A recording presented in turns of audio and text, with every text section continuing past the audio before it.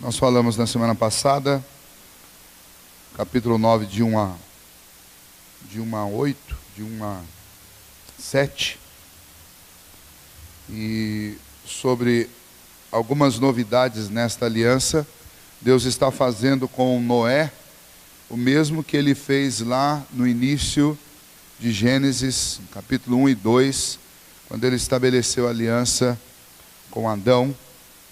E agora ele está fazendo novamente com Noé, mas os termos são um pouco diferentes agora, uma vez que o mundo é um novo mundo, é um mundo diferente, uma vez que o homem tem dentro de si agora esta inclinação para o pecado. Então o próprio Deus chega à conclusão que não vai mais punir a terra por causa dos pecados dos homens. Antes ele vai fazer manutenção da vida dos homens. E depois, mais à frente, nós vamos ver que de alguma maneira Deus vai novamente anunciar a manifestação da sua ira, mas não como daquela maneira que ele fez através do dilúvio. E então Deus estabelece algumas normas novas. Deus coloca que o homem vai governar sobre os animais, mas agora esses terão pavor do homem. Deus ordena que o homem se alimente de tudo que está sobre a terra, não só sobre aquilo que é vegetal, mas sobre aquilo que é animal. Deus estabelece regras para este alimento, para que o homem não ultrapasse seus limites e para que o homem tenha um senso, um respeito, um reconhecimento do sangue, porque o sangue é um elemento extremamente importante dentro da história da redenção. E então desde o início o homem deveria ter esta consciência de que o sangue está relacionado com vida, está relacionado também com aquilo que pode pagar as dívidas do homem diante de Deus. Deus estabelece também que o homem deveria ter um elevado valor pela vida humana, uma vez que ela tem como referência a própria vida de Deus. O homem foi feito à imagem e semelhança de Deus, e o homem não deveria atentar um contra a vida do outro. E é possível, nós lemos sobre isso no início do capítulo 6, e antes do dilúvio havia um certo desprezo pela vida humana. Do capítulo 3, quando o homem comete pecado pela primeira vez, até o capítulo 6, onde Deus destrói toda a civilização humana, com exceção de 8 pessoas, houve um total desprezo pela vida, e Deus restabelece agora o valor e a necessidade de eliminar qualquer um que ofenda a vida humana. E então nós falamos um pouquinho, não era o nosso assunto principal, mas nós falamos um pouco na semana passada sobre o estabelecimento bíblico por parte do próprio Deus da pena de morte. E ela está aqui amplamente anunciada aqui no capítulo 9, e de Gênesis a Apocalipse você vai encontrar dados que confirmam que esta penalidade, esta pena capital, ela é bíblica, e erram as nações que não obedecem esse preceito. Esse preceito não foi abolido em época nenhuma, ele é bíblico e ele deveria ser levado a sério por todas as civilizações. Agora hoje, a partir do texto que nós lemos, a partir do verso 8, nós vamos falar sobre a aliança propriamente dita que Deus estabelece com Noé e com os seus filhos. No final, no último versículo, que é o que ficou em aberto da semana passada, o Senhor mais uma vez repete a mesma ordem que foi dada lá no capítulo 2, sobre a fecundidade. O versículo 7, o Senhor, em contrapartida àquilo que ele tinha alertado, contra aqueles que atentam contra a vida humana, Deus não quer que isso aconteça, e estes devem ser punidos, porque Deus fez o homem segundo a sua imagem e semelhança. E aí no versículo 7, que nós deixamos, ficou para trás na semana passada, o versículo 7 termina com esta determinação do Senhor, não só para os homens, mas para tudo que tem vida sobre a terra, o versículo 7 diz: mas sede fecundos e multiplicai-vos, povoai a terra e multiplicai-vos nela. Então esta ordem aqui é dada ao homem, mas é dada também a todo ser vivo. E, novamente Deus ordena o crescimento familiar, Deus ordena dentro desta ordem aqui o casamento, Deus ordena que hajam filhos. E uma questão de ética cristã, você não vai achar nenhuma outra lei fazendo contrapartida a essa daqui, onde você tem uma autorização, uma ordem para você evitar filhos. Eu vou dar só uma estigada em vocês aqui um pouquinho, porque nós cometemos, por um problema dentro da nossa ética, nós cometemos um pecado, um erro grave, especialmente nós cristãos, no nosso século, na nossa geração, que é o pecado de evitar filhos. Se nós tivéssemos aqui que fazer uma votação, e até mesmo no nosso país, sobre legalização do aborto, eu não tenho a menor dúvida que no nosso país não seria legalizado o aborto. Assim como na grande maioria dos países ocidentais. Você tem muita gente levantando bandeira pró-aborto, mas a quantidade de gente que levanta contra, ou nem levanta, mas na hora H vai votar contra, é muito maior. Do mesmo jeito que você tem um frenesi, vamos dizer assim, em torno da palavra homofobia, em torno dos direitos dos homossexuais, mas se você for para uma urna, se você for para uma votação, especialmente se for uma votação secreta, você vai ver que não há tanta aprovação quanto se imagina. No fundo, nós somos ainda uma sociedade, segundo eles, uma sociedade bem machista, careta, antiquada, seja lá o termo. Eu gosto do termo uma sociedade equilibrada, né? Com todos os desvios, ainda a grande maioria da população ainda é família no sentido tradicional, bíblico da palavra. O problema é que nós adotamos, apesar de nós nos declararmos contra o aborto, nós adotamos práticas na nossa vida que são incompatíveis com a declaração de que eu sou contra o aborto. Se eu sou contra o aborto, eu deveria também automaticamente ser contra qualquer tipo de método anticonceptivo. E aí sempre, quando eu toquei nisso lá na nossa classe no Instituto, numa das quintas-feiras, acho que do ano passado, o pessoal, mas pastor, não já se viu? Você já imaginou como que seria um negócio desse? Eu falei, já imaginei. Parece uma loucura. Aliás, eu tenho um amigo que tem um primo que mora nos Estados Unidos, e esse primo frequenta uma comunidade protestante lá, reformada, que eles proíbem qualquer tipo de método anticonceptivo. Quando ele foi para lá, ele estava com 3 anos de casado e tinha um filho. Até a última vez que eu conversei com esse amigo meu, que já faz uns 10 anos, logo depois que eu saí do seminário, o irmão dele parece que estava lá há 10 e já estava com 7 filhos. Porque ele ficou lá 3 anos fora dessa comunidade. Quando ele entrou para essa comunidade, ele teve que parar com os métodos anticonceptivos e ele já estava com 7 filhos. A gente fala, isso é estranho, é inaceitável dentro da nossa cultura. Isso não é nem estranho nem inaceitável, isso aí é bíblico.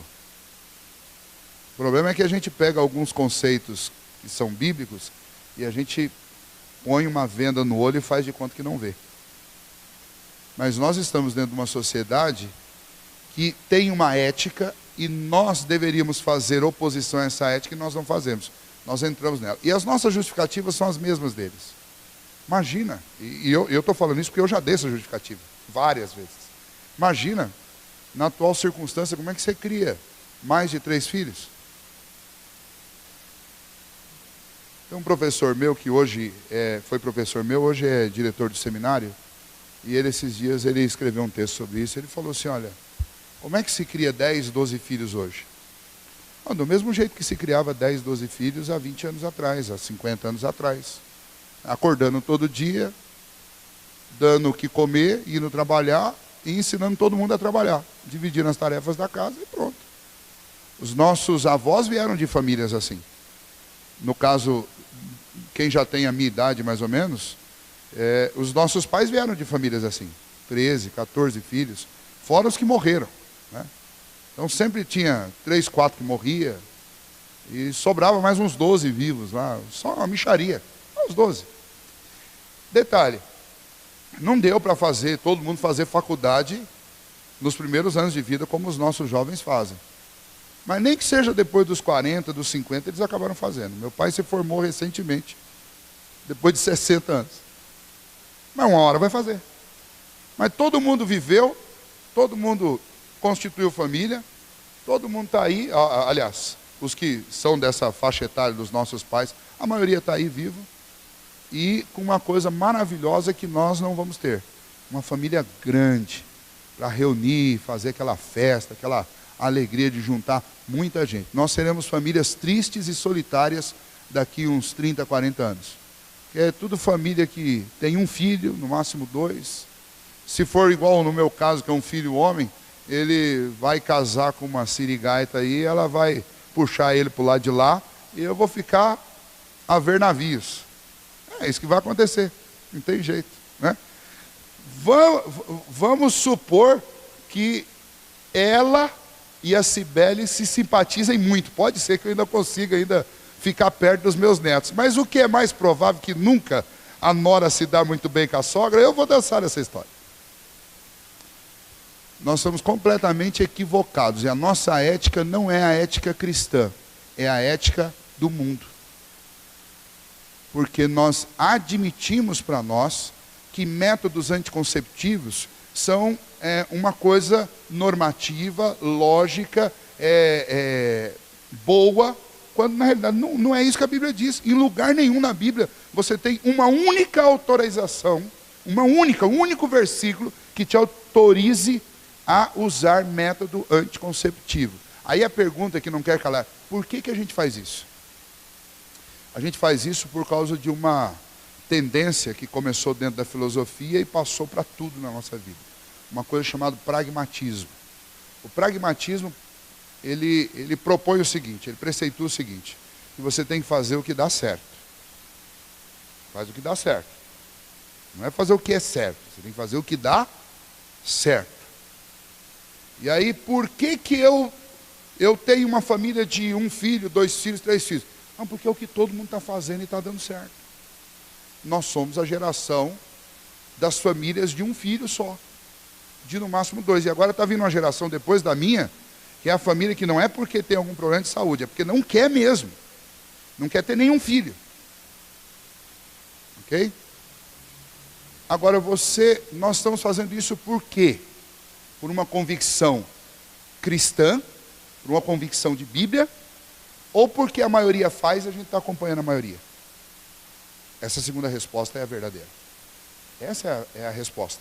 No fundo, é isso que nós fazemos. Quando nós decidimos evitar filhos, nós estamos tão somente obedecendo o curso deste mundo. A ética, que não é uma ética que tem como fundamento a palavra de Deus. Não é uma cosmovisão cristã, é a cosmovisão do mundo. Nós adotamos isso para a nossa vida. Ética, a definição de ética é um conjunto de normas e regras morais e de convivência que um determinado grupo adota, e para você participar desse grupo você tem que se conformar dentro desse modelo ético. Tá? Então existe um grupo geral, que é a sociedade brasileira, que tem uma determinada ética.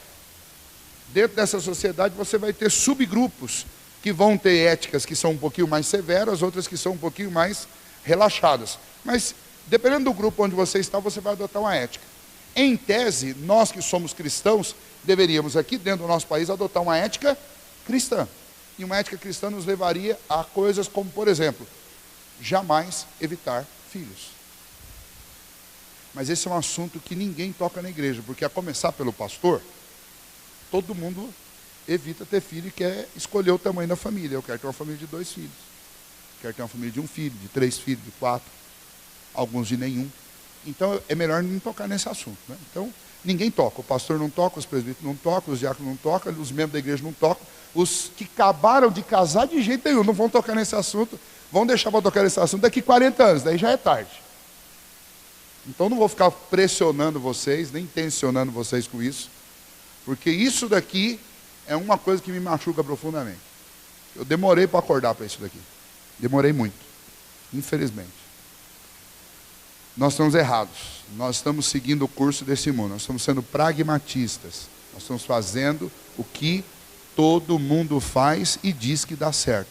Agora, vou dar um exemplo do quanto isso é danoso para a nossa sociedade.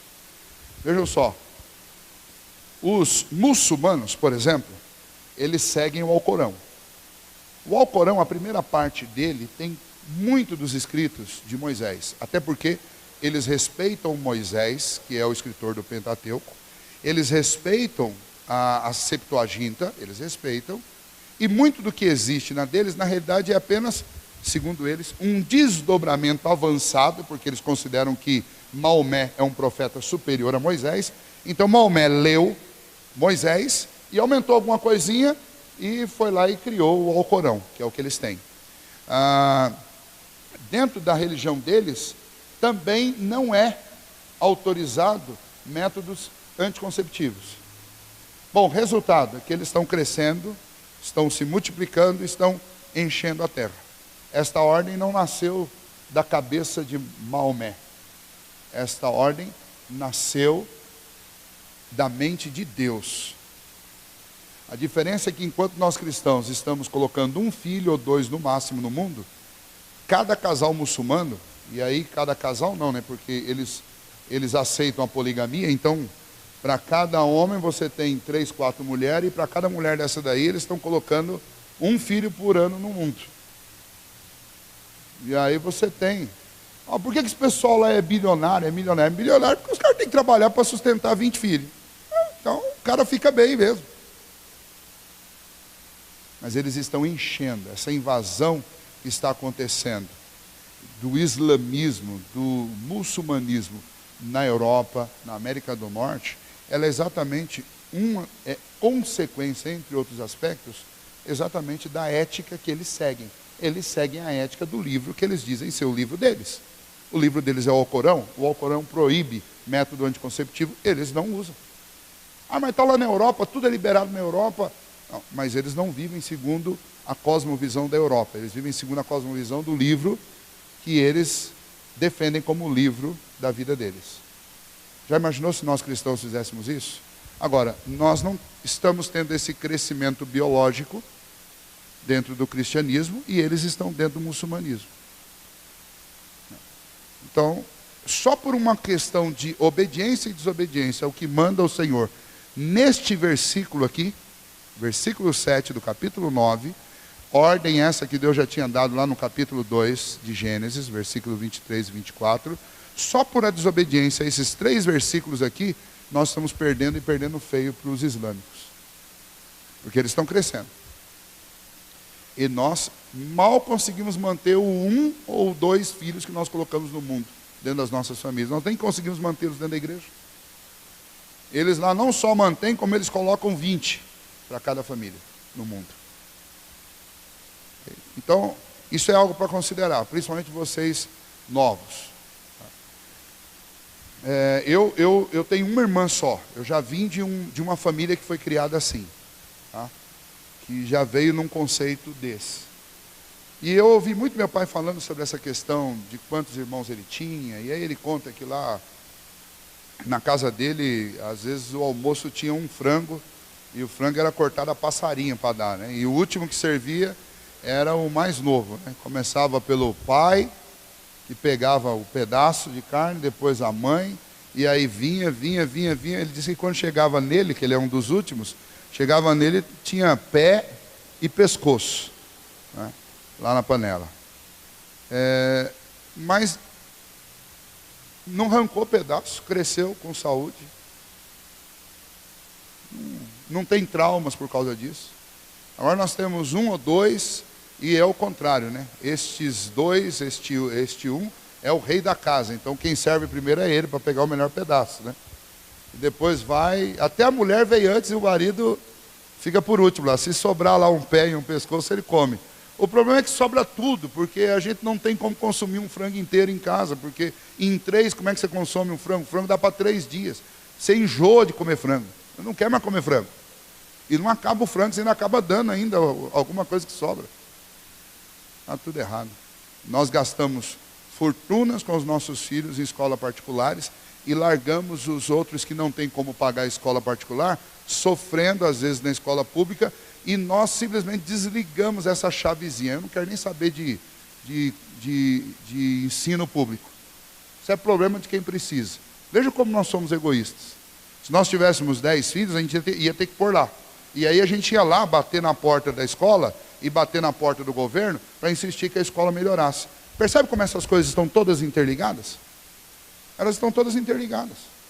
Então você tem uma educação ruim, você tem uma saúde ruim. Por quê? Porque eu estou dando conta de pagar uma boa educação e uma saúde boa, então quem não dá conta é que se vire. Nós reduzimos o tamanho das nossas famílias para a gente viver no nosso mundinho, né? E largamos os outros que estão mais certo do que a gente, porque estão, o fulano está cheio de filho, está mais certo do que eu. Errado estou eu. Isso aqui não é, estou falando isso, vocês imaginam a dificuldade que eu estou falando isso, porque eu acho que dos casados aqui, eu acho que eu sou da família menor, dos que têm filho. Eu não estou falando isso aqui com orgulho não, porque eu incorri nesse erro. Mas o fato da gente ter incorrido no erro não significa que a gente tem que concordar com ele e viver nele para o resto da vida. A gente tem que entender. Um outro argumento que eu já ouvi sobre isso é: mas eu não posso ser irresponsável. Ok, não deve mesmo. Irresponsabilidade seria você gerar filhos e ficar de braço cruzado em casa. Mas a Bíblia diz algo diferente. A Bíblia diz que, em relação a essa questão dos filhos, o Salmo 128 diz que o homem que teme ao Senhor e anda nos seus caminhos, do trabalho de suas mãos comerás, feliz será e tudo te irá bem. Mas é porque ele só tem um filho. Não. O terceiro versículo diz que os filhos ao redor de sua mesa são como rebentos da oliveira. Ou seja, ele é como uma árvore, e em volta dessa árvore está cheio de brotinho. E o que o texto está dizendo é o seguinte: o que determina a qualidade de vida de uma pessoa não é o emprego que ela tem e nem o tamanho do salário que ela ganha. O que determina a qualidade de vida de uma família é o temor a Deus e a obediência ao Senhor. É isso daí.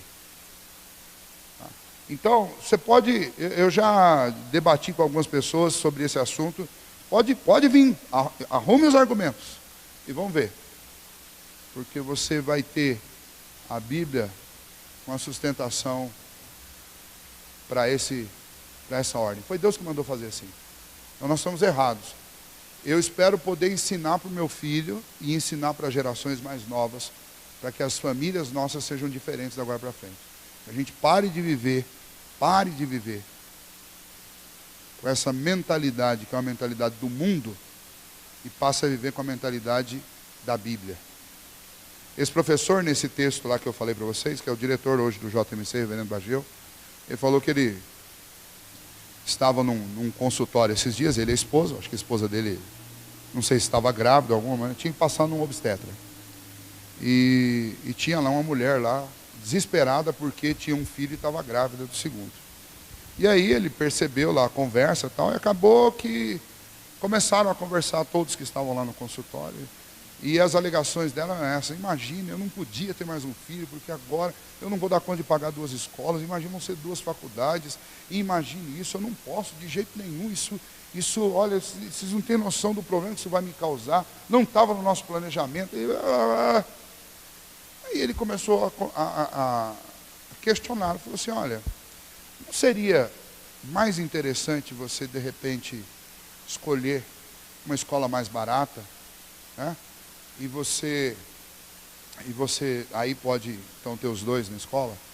Aí falou: mas se eu fizer isso, eu vou ter que ajudar na educação em casa, eu vou ter que complementar a deficiência da escola mais barata. Aí e para fazer isso eu preciso ter tempo. Daí ele continuou: Mas não seria mais interessante, de repente, você parar de trabalhar então e pega uma mais barata ainda, mas você tem tempo em casa para ajudar seus filhos na deficiência que vai dar. Imagine se eu deixar, se com 2 empregos e 1 filho já não está dando certo, imagine 2 filhos e 1 emprego. Ele falou, mas como é que é a rotina de vocês? Será que se de repente não tirar alguma coisa, algum luxo? Quantas viajam de festa? Nós viajamos 2 vezes por ano. Então, viaja uma.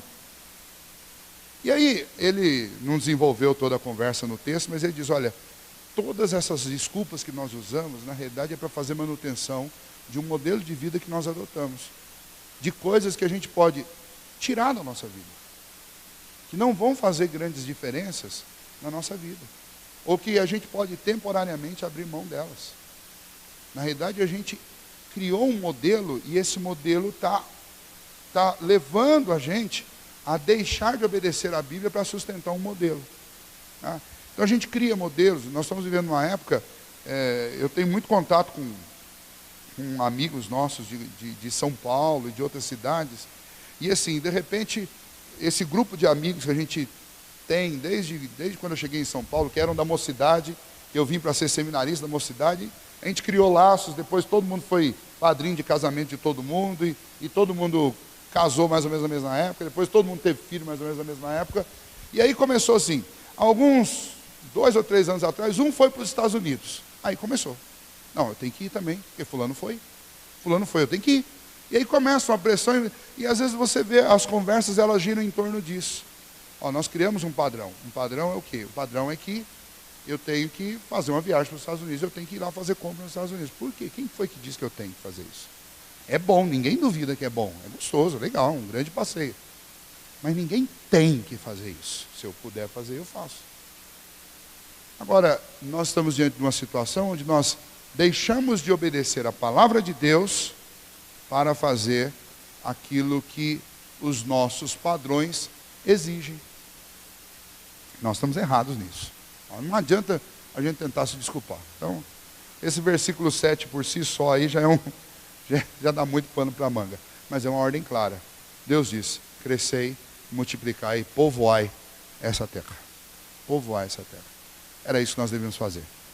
Tá? Se para você, como para mim, não dá mais, eu não vou entrar nos detalhes, mas para aqueles que ainda dá, obedeçam a palavra de Deus. Tenho certeza que vocês vão ser muito mais felizes nesse assunto do que nós. Muito mais felizes. Engraçado essas histórias, eu lembro meu avô, quando ele era vivo, ele e minha avó contavam das viagens malucas que eles faziam. E não era viagem de passeio, não. Era viagem assim, ele vivia de... Ele não tinha uma fazenda, não tinha um sítio, e ele era agricultor no começo da vida dele. Então ele vivia de arrendar. Ele arrendava terra dos outros, plantava, e a coisa sempre foi, aqui no Brasil sempre foi assim, acho que no mundo inteiro é assim. Aí ele ficava lá 6, 7 anos formando uma lavoura. Quando a lavoura estava muito boa, estava no auge, aí o dono desfazia o arrendamento, ele tinha que sair de lá. E ele lembra que de Minas ao Paraná, eles fizeram algumas viagens em Maria Fumaça, de trem.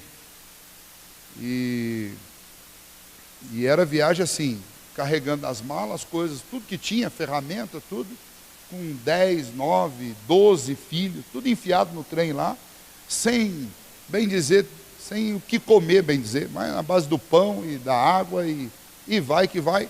Mas quando eles sentam junto, a família, quando eles sentavam todo mundo junto, hoje só os tios, os filhos, eles dão risada, eles acham graça disso tudo. E eu já ouvi frases do tipo, olha, como a gente era feliz naquela época. Como a gente era feliz naquela época. Então, é engano nosso achar que passar por dificuldade gera frustração, infelicidade ou trauma. O que gera frustração, infelicidade ou trauma é não valorizar as coisas que a gente tem. Isso sim. E é aí que a gente está vendo que as gerações mais novas estão todas assim. Não importa o que você dá. Esses mais novos, os nossos filhos, adolescentes, pré-adolescentes, jovens, então não fica satisfeito com nada. É como um saco sem fundo. Tudo que você dá, tudo que você põe lá, não é suficiente. E detalhe, lá na frente vão olhar para trás e vão achar que isso era tristeza. Vão reclamar, vão falar, nossa, olha, a minha vida sempre foi difícil, porque eu sempre quis isso e nunca tive. O contrário. Estou falando tudo isso por causa dos mais novos, especialmente porque eu tenho um casal aqui que está com um mês de casado, nem um mês, 2 semanas de casado. Vamos lá. Vamos ver se dá para falar um pouquinho aqui da parte que era para eu falar e acabei. Versículo 8. Disse também Deus a Noé e a seus filhos. Versículo 9. Eis que estabeleço a minha aliança convosco e com a vossa descendência. A palavra para nós aqui é a palavra aliança. Esse é o conceito do capítulo 9. Deus está reestabelecendo algumas coisas que já tinha feito lá atrás, e agora ele está estabelecendo algumas questões novas. E então a palavra importante deste texto para nós é a palavra aliança. Aliás, esta é uma das palavras mais importantes de toda a Bíblia. Se você quiser estudar a Bíblia através de algumas linhas mestres, você pode fazer isso seguindo a linha redentiva, ou seja, você pega de Gênesis a Apocalipse, pegando tudo que fala sobre o Redentor, sobre o Messias. Tem um teólogo bastante conhecido aqui no Brasil, chamado, não é brasileiro, né? Van Groening, e ele escreveu um compêndio usando isso. Ele fala sobre a revelação messiânica. Então ele pega de Gênesis a Apocalipse tudo que é dito sobre o Messias. O próprio Van Groening faz o mesmo com a doutrina da aliança. Ele faz o mesmo também com o conceito da cosmovisão, criação, queda, redenção. E então ele escreveu também um conjunto que é da criação à consumação. E o conceito dele é esse conceito de Deus criando, destruindo, recriando. Tá? E a palavra aliança é uma dessas palavras importantes que você consegue cruzar a Bíblia inteira com ela. Outra palavra é a palavra reino. Se você for trabalhar o conceito de reino de Deus, você também pode começar de Gênesis e ir até Apocalipse. Mas a palavra aqui para nós, e é o conceito aqui dos versículos 8 a 11, e depois também ele vai ser estendido até o final do capítulo, é o conceito de aliança. A palavra hebraica que é usada aí é a palavra berit.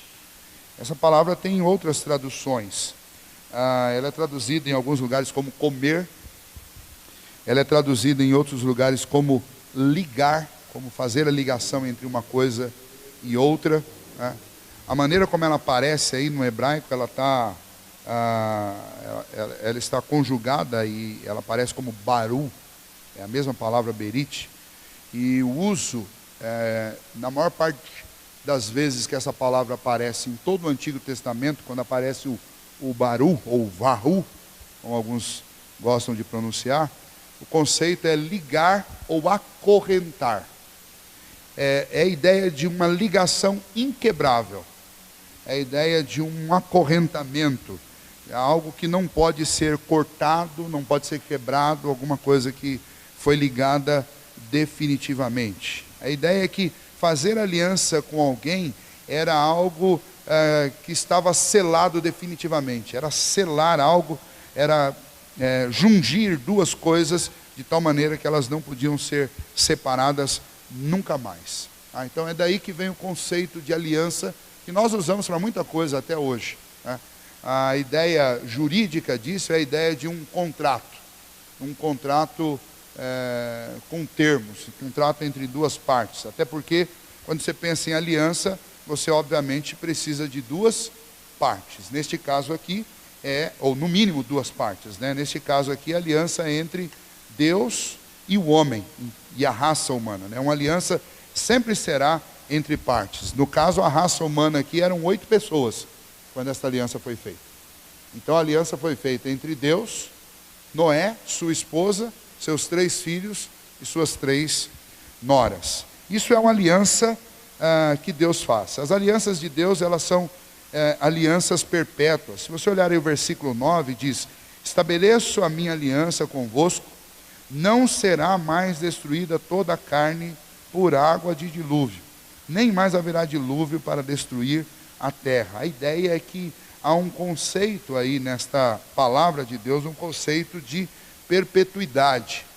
Deus está se comprometendo na aliança que Ele está fazendo, que Ele não vai mais destruir essa terra da maneira como Ele fez no dilúvio. Não está dito que Ele não vai mais disciplinar esta terra, não está sendo dito que Ele não vai mais punir o pecado.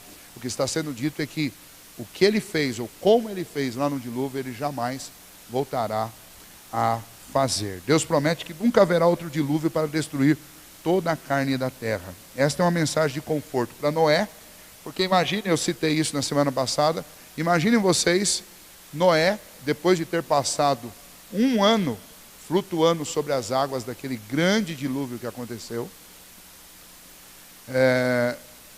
de certa maneira isso deve ter sido muito traumático. A Bíblia diz que até esse momento, o que regava a terra era uma névoa muito forte, que vinha e que umedecia a terra, até essa época.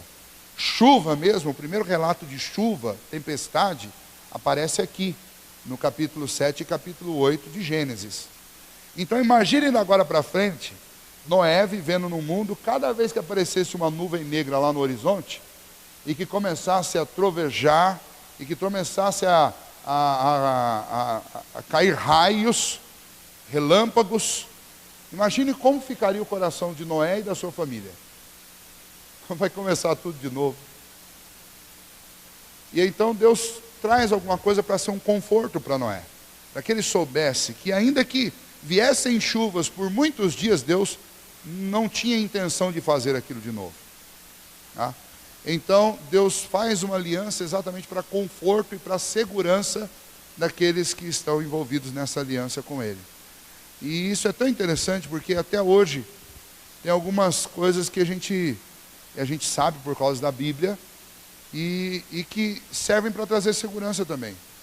Quando começa uma chuva, nem que ela demore um dia, 2, 3, 4, como em dezembro deu chuva aí de 5 dias seguidos de chuva, tem algo que conforta o coração da gente. Eu sei que isso vai parar. Isso vai parar, não vai continuar. Em algum momento vai parar, porque Deus disse que Ele não vai fazer mais isso. Então eu sei que eu não estou dentro de uma situação de penalização. E Deus obviamente vai usar chuvas e tudo mais, Ele pode usar todas essas coisas para, em certa medida, disciplinar o homem, por causa de alguma coisa que o homem tenha feito. Mas nunca destruir toda a carne através disso. Porque Ele fez esta aliança. E a aliança tem esse sentido também de preservação. Deus não faz aliança se o desejo do coração dele não for preservar. Porque a ideia de estar numa aliança é a ideia de você estar num relacionamento saudável, de lealdade, de fidelidade com alguém, em um relacionamento onde a ideia de preservação, ela é uma ideia presente dentro de uma aliança. Ninguém faz aliança para autodestruição. Eu vou fazer uma aliança aqui com o Sr. Francisco, e olha, Sr. Francisco, cuidado comigo que eu vou arrebentar com o senhor. Não é assim que a gente não faz aliança para isso. Muito pelo contrário. Né? A gente faz aliança exatamente para o bem mútuo, para a preservação mútua. Infelizmente, algumas pessoas fazem aí, tem péssimas experiências com sociedade. Né? Mas não é porque a ideia de sociedade é uma ideia ruim. Um dia eu quero falar sobre isso, sobre sociedade aqui com vocês. A ideia de sociedade não é uma ideia ruim. O problema é que quando há maldade nas pessoas envolvidas dentro da sociedade, você corre o risco, sim, de ter problema. Eu tenho conhecidos, inclusive um é parente meu, que tem sociedade com uma pessoa que inclusive nem é crente, muito diferente dele, mas eles são sócios há, acho que, se eu não me engano, há uns 18, vai completar 20 anos. E os dois juntos fizeram a vida nessa sociedade. E existe um nível de lealdade tão grande entre eles, que eles já chegaram ao ponto em que um conhece quais são as fragilidades do outro. Então como é que fala? Um blinda o outro.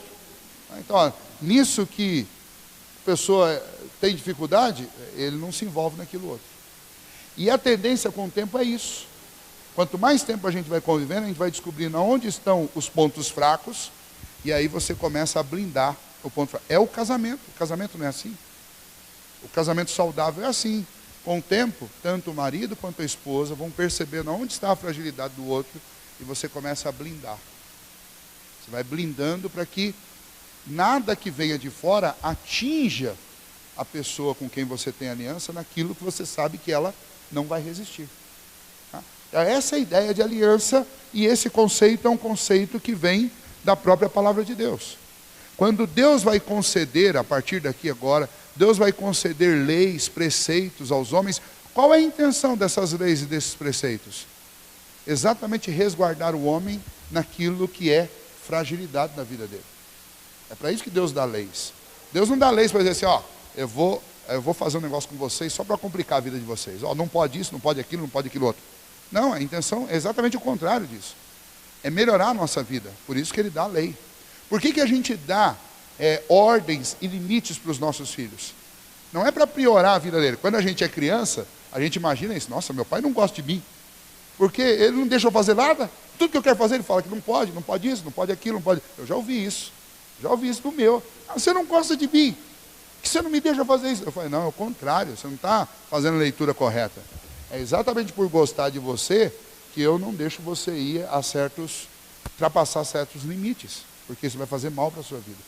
E como você é meu filho, eu tenho que preservar você. Em outros momentos eu tenho que expor você a algumas coisas.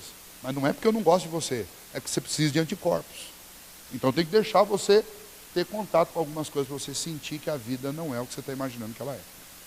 Então, dentro de uma relação harmoniosa, de uma relação de aliança, uma relação de amor, existe esse cuidado para blindar, para zelar, para estabelecer limites, e é tudo isso. E isso tudo começa aqui, para nós. Aliás, isso tudo já começou lá no Éden, quando Deus disse que não era para comer da árvore do conhecimento do bem e do mal.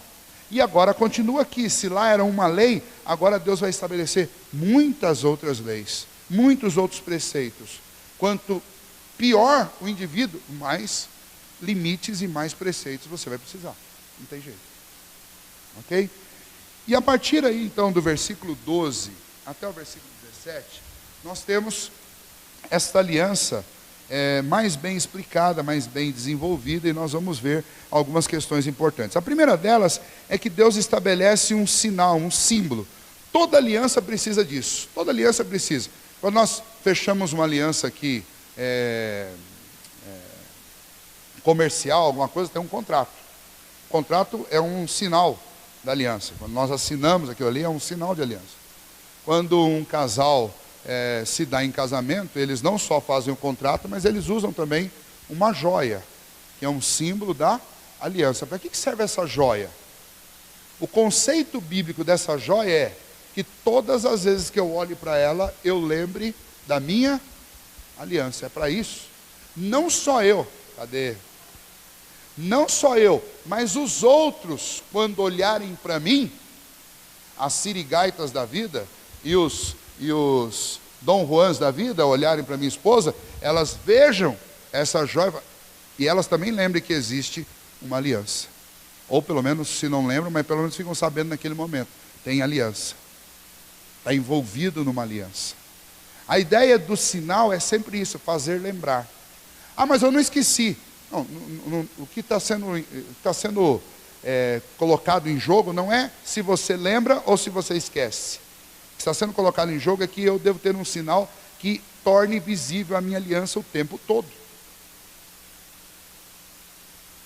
Alguém me perguntou semana passada exatamente sobre isso, está lendo a Bíblia desde o começo, e chegou nesse versículo aí, e falou, mas pastor, por que Deus não é onisciente? Eu falei, quando alguém chega para mim falando assim, pastor, Deus é isso, eu já sei que a pergunta vai ser difícil. O cara, ele achou alguma coisa que não está indo contra aquilo que a gente afirma. Pastor, Deus não é onisciente? Eu falei, Deus não sabe de tudo? Sabe. Deus não é perfeito? Deus se esquece de alguma coisa? Não. Aí por que ele, lá no primeiro versículo do capítulo 8, diz, então lembrou Deus de Noé. E agora aqui eu vou pôr um sinal para que eu me lembre da minha aliança. Eu falei, realmente a pergunta é boa. A ideia desse lembrar aí, bom, tudo que eu tenho na Bíblia falando sobre Deus, eu devo lembrar que é uma linguagem de acomodação.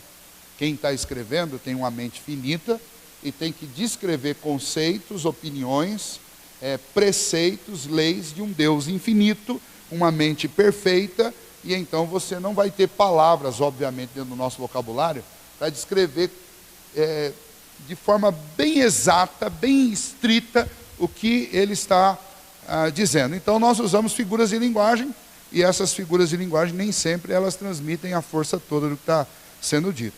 Mas ainda assim, com essa questão da palavra lembrar, isso é mais fácil. E aí eu usei exatamente para ele o exemplo do casamento.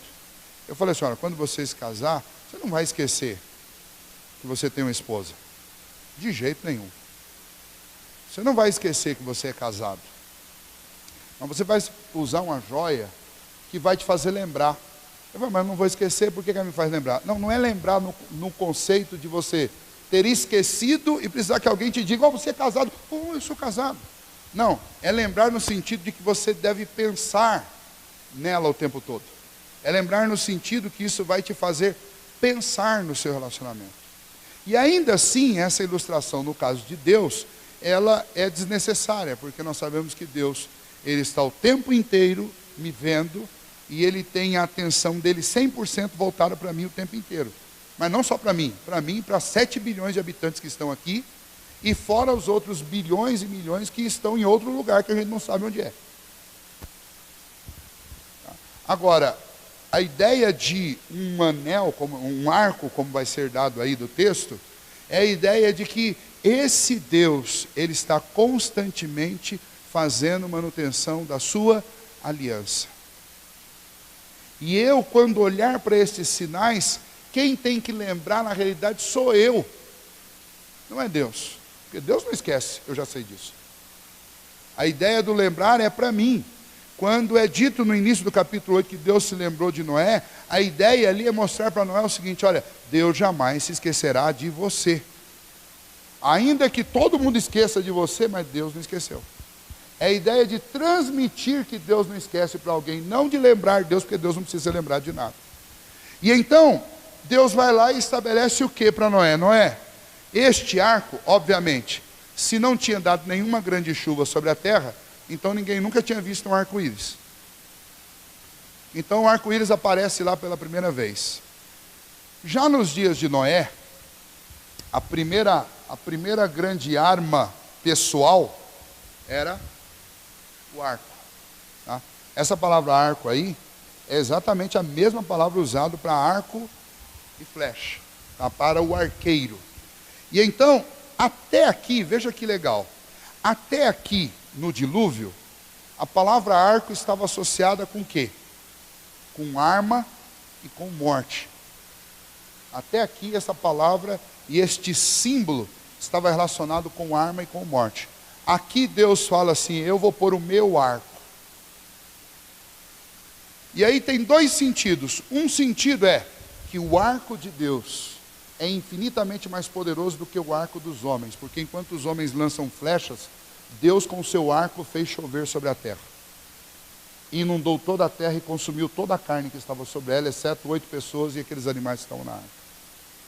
E esse arco é colocado no firmamento agora para lembrar o homem de duas coisas. Primeiro, que o arco de Deus, ou a arma de Deus, é incomparavelmente mais poderosa do que as armas dos homens. O arco-íris serve para me lembrar disso. Segundo, o arco-íris serve para me lembrar que este arco não vai ser usado mais para destruir a terra com água. Pode ser usado para destruir de outra maneira, mas não com água. Porque Deus o colocou lá e disse para Noé, Noé, quando você olhar para aquilo, não é para você sentir medo. Lembra, arco estava associado à arma. Então ver aquilo no céu para Noé pela primeira vez, antes de Deus falar com ele, se o arco-íris apareceu antes de Deus falar com ele, provavelmente ele ficou apavorado com aquilo. Mas agora Deus diz para ele, olha, este arco não é para você temer, muito pelo contrário, este arco é para que você lembre, para que eu me lembre, para que todos nós nos lembramos que hoje eu estou fazendo aliança com você. Eu não vou mais destruir a terra e acabar com toda a carne com água como eu fiz aqui. Então não precisa ter medo da chuva. É interessante que, infelizmente, na nossa sociedade fazem um uso completamente indevido do arco-íris.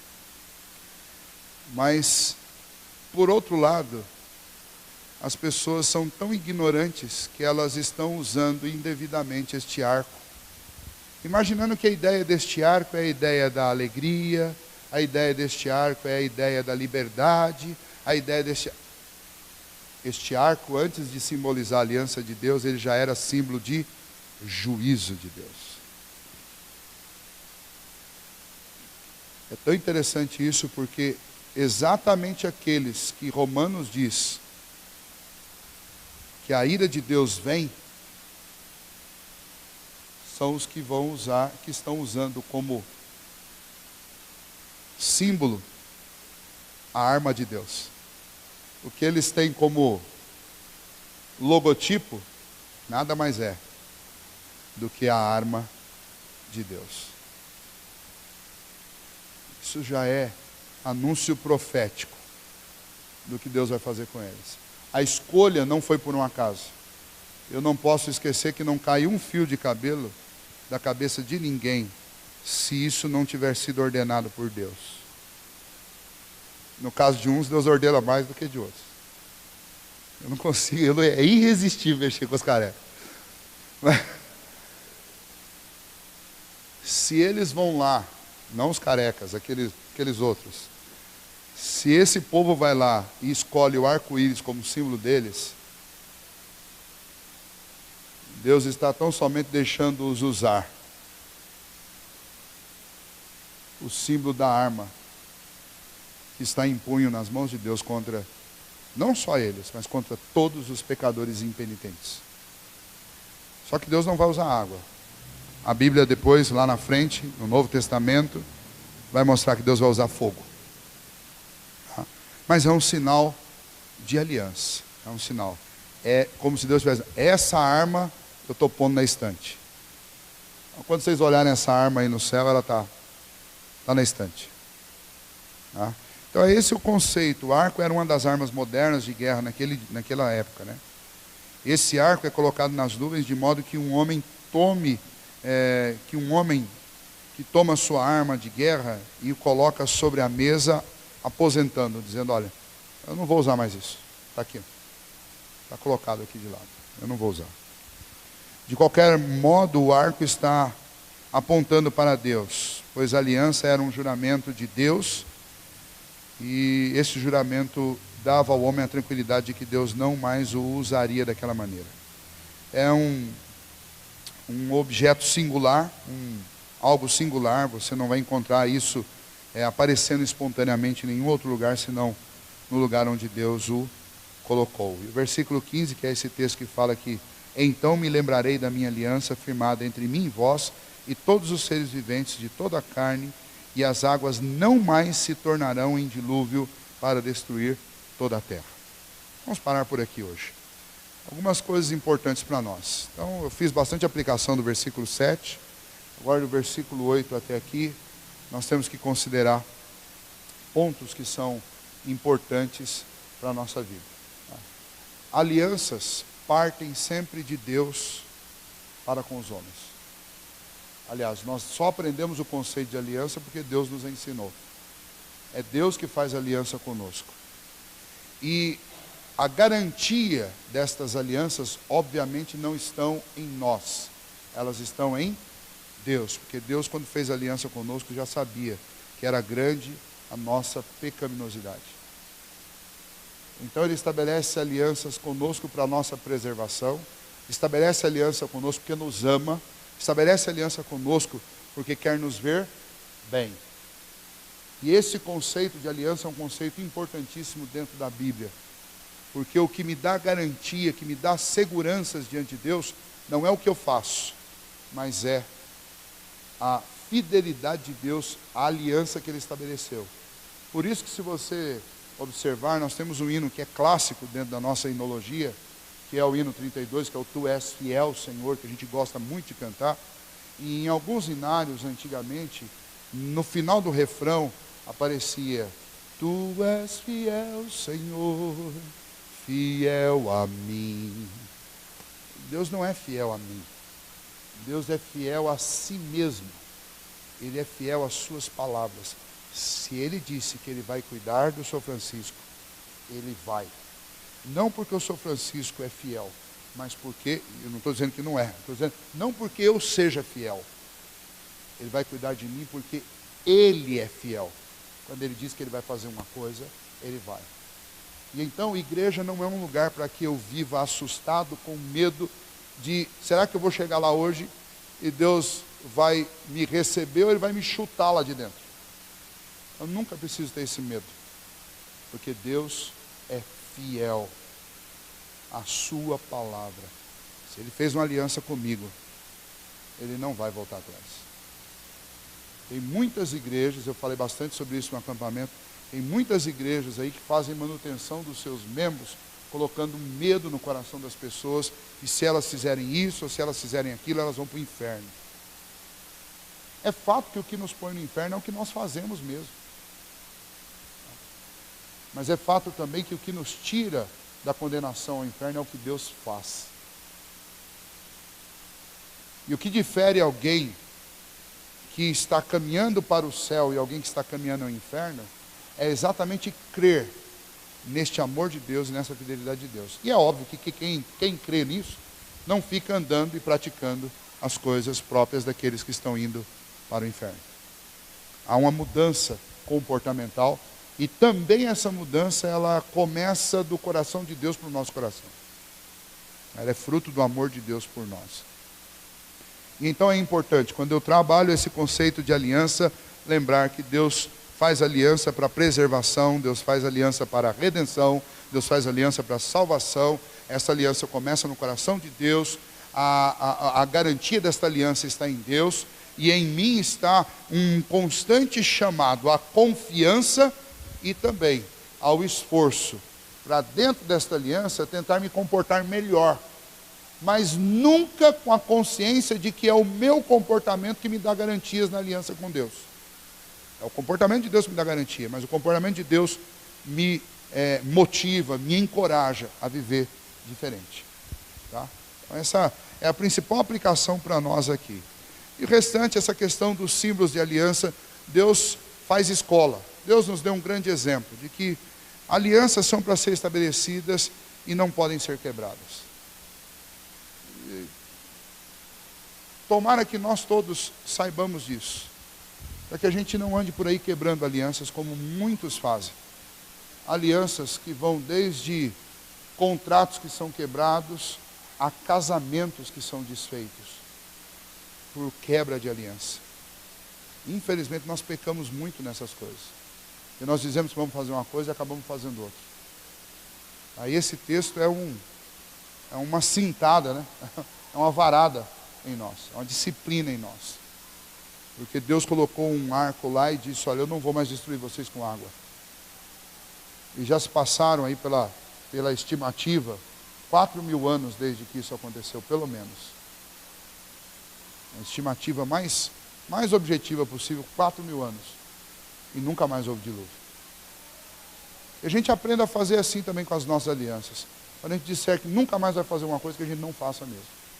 E quando a gente disser que vai fazer uma coisa, que a gente faça.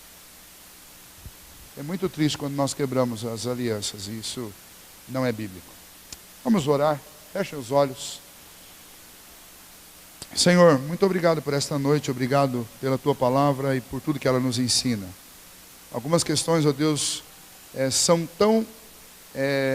fazem tanta oposição ao nosso modo de viver, e isso nos espanta e nos gera uma dificuldade muito grande, porque levar esses conceitos a sério na nossa vida significa nos voltar contra a corrente do mundo, contra a ética presente na nossa sociedade. Então, nós queremos pedir ao Senhor que o Senhor nos ajude. Nos ajude a considerar, ó Deus, que o nosso grande dever é obedecer a Tua palavra. Nos ajude a viver de acordo com a ética cristã e não de acordo com a ética deste mundo. Nos ajude a fazer aquilo que é certo, não aquilo que dá certo, segundo o conceito do mundo. Nos ajude, ó Deus, a lembrar que as garantias que nós temos não estão em nós, elas vêm de Deus, porque foi o Senhor que fez aliança conosco e é o Senhor que garante, ó Deus, a perpetuidade desta aliança.